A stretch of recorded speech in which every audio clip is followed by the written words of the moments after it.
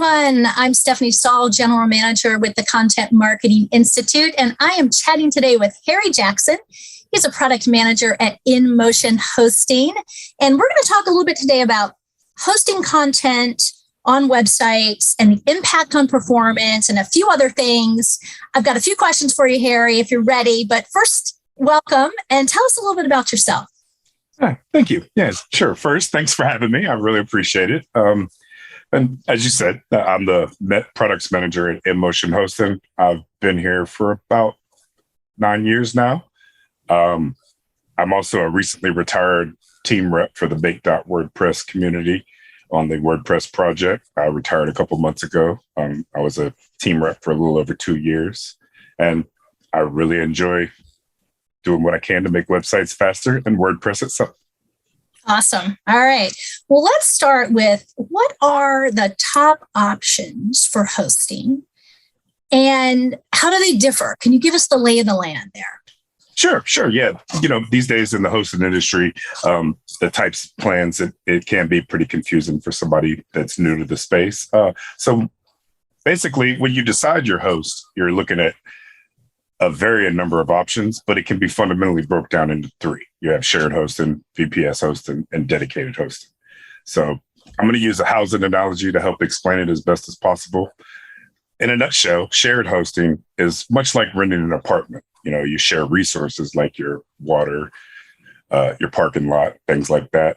So for your website, it could mean slow loading times if your neighbors get a little noisy, i.e., too many people taking up a parking spot, so you have to find somewhere else to park. With shared hosting, the resources are shared, so that's why it's labeled that way. And in doing so, the way the queues stack up on a server, your request could be a little late to the party answering for the visitor. And then you have VPS hosting. That's kind of like renting a townhouse or living in one. You have your own dedicated space, but there are still some resources you share. Parking lot being a great example of that. You will see improved performance with VPS and shorter loading times, and you're less likely to have a neighbor's usage bother you. And then finally, you have dedicated hosting, and that's where you have your own single home family. It's just your house. The resources are all yours. You're not sharing them with anybody. Now, it does make this the most secure option, but with that, it's also the most expensive one. And dedicated hosting is a great option for really large websites with a lot of traffic, and also that value uptime and making sure that your website doesn't go down. So among these options, you also have WordPress hosting, and you can find that in different flavors across all three of those variant types of hosting. All the resources and spaces are usually yours with WordPress hosting, and they're optimized to run WordPress sites at peak performance. The resources are also scalable and dedicated to superb and dynamic content fast. Love it. The house analogy, that's the best one I've ever heard. That's fantastic. Okay, let's talk then about the impact on content's potential to perform well or to perform at its best. Yeah, so great question. When you use shared hosting for a WordPress site, you are sharing those resources with others. So if your neighbor suddenly gets a instant burst of traffic, that could cause your request to go a little bit slower than they normally do. Instead, you want to make sure you look for hosting that has dedicated RAM and CPU, or, like a virtual private environment, or even dedicated hosting. For WordPress, you'll also want a host that leverages server-side caching, has PHP workers that you can use to help deliver your content. You also want reverse proxies and other technologies to serve your dynamic content fast. So you want the site for your website visitors to load as fast as possible, and also be fast on the back end where you're managing your site and content as well.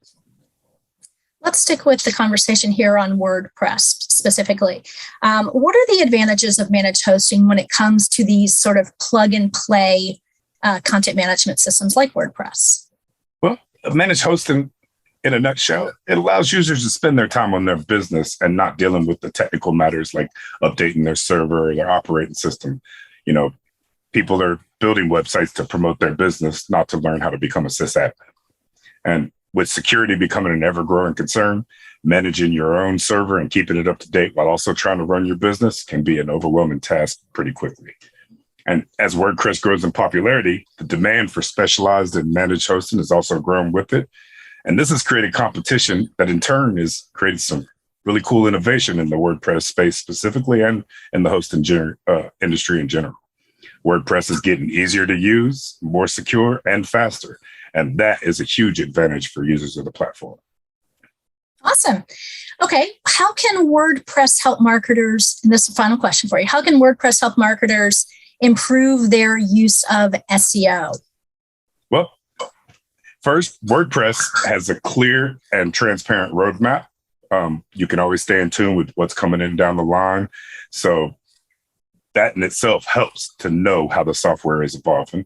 WordPress also offers thousands of themes that are SEO and mobile friendly ready.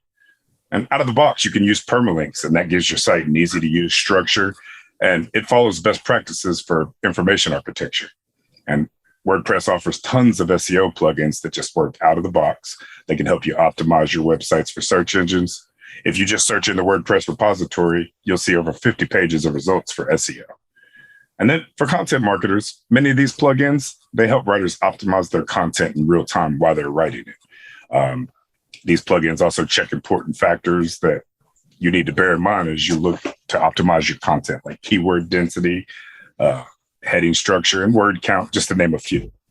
And then some of those plugins offer easy to manage metadata and schema so that you can optimize for search engines. And WordPress itself provides an out-of-the-box solution for optimizing your images with the WebP format. And then you have all the tons of integrations with social platforms and other sharing techniques, and that'll help increase your website's footprint on the web as well as your content. And then WordPress is built for performance. Speed ranking is a huge factor for SEO. So there's hundreds of plugins focused on performance. And as your site becomes more complex, performance will also become more critical for you because you want to improve your page experience and by proxy, help boost your rankings. That is music to content marketers' ears. Sure. Yeah. Harry, thank you so much for your time today. We appreciate your perspective. Thank you. And definitely, I appreciate you having me. And this was a great conversation.